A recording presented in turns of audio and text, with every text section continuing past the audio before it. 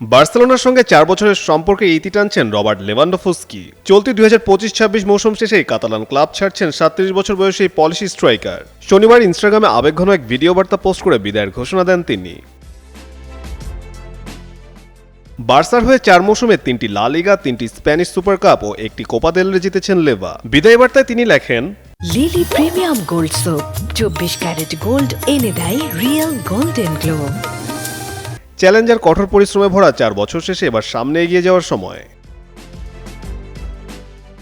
Spanish সংবাদ মাধ্যমের খবর ছিল বার্সা তার সঙ্গে আরও 1 বছরের চুক্তি করতে চেয়েছিল, তবে শেষ পর্যন্ত বিদায়ের সিদ্ধান্তই নিয়েছেন এই তারকা ফরওয়ার্ড। রিয়াল বেতিসের বিপক্ষে ম্যাচটি হতে যাচ্ছে ঘরের মাঠে লেভানডোফস্কির শেষ ম্যাচ, আর বার্সার জার্সিতে শেষবার দেখা যেতে পারে 23 মে ভ্যালেন্সিয়ার বিপক্ষে।